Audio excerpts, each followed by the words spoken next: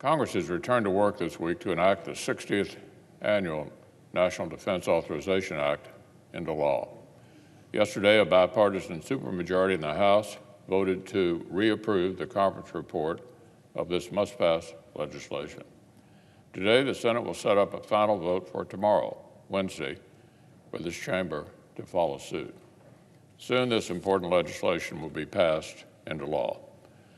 President Trump has rightly noted that this year's defense bill does not contain every provision that we Republicans would have wanted. I'm confident our Democratic colleagues feel the same way. But that is the case every year.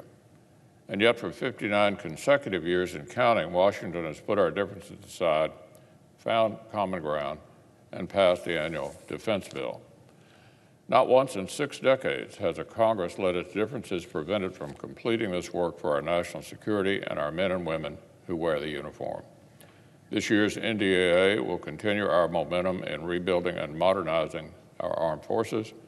It will authorize the personnel, equipment, tools, and training we need to reinforce the national defense strategy and to deter great power rivals like China and Russia. It will cement our advantage on the seas, on land, in the air, in cyberspace, and in space. And the bill will help us continue to recruit, retain, and support the men and women who keep us safe. It provides a pay raise for the troops, improvements for military housing, child care, and more. So, Madam President, for the brave men and women of the United States Armed Forces, failure is simply not an option. So when it's our turn in Congress to have their backs, failure is not an option either. I would urge my colleagues to support this legislation one more time when we vote tomorrow. Now, on another matter, on Sunday, President Trump signed into law another historic bipartisan rescue package. It will provide major support to American families through what we hope will be the home stretch of our fight with the coronavirus. Congressional Republicans, Congressional Democrats, and President Trump's senior team had all worked together to pass hundreds of billions more dollars in urgent assistance to the people who need it most. This new law will set up a targeted second round of paycheck protection to save jobs. It will renew and continue federal programs that have helped laid-off workers endure the crisis.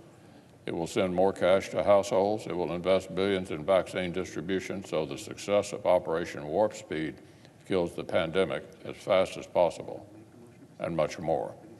This bipartisan compromise was our shot at getting help to working families on the urgent timeline that they need. Once again, I want to applaud President Trump for signing the bill and getting this much-needed assistance into the pipeline. During this process, the President highlighted 3 additional issues of national significance he would like to see Congress tackle together. First, as he explained, the President would like further direct financial support for American households. Second is the growing willingness on both sides of the aisle to at least re-examine the special legal protections afforded to technology companies under Section 230 of the Communications Decency Act, including the ways it benefits some of the most prosperous, most powerful big tech firms.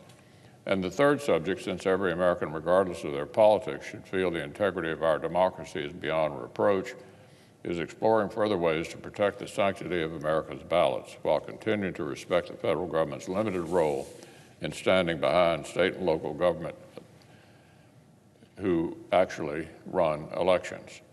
Those are the 3 important subjects the President has linked together. This week, the Senate will begin a process to bring these 3 priorities into focus.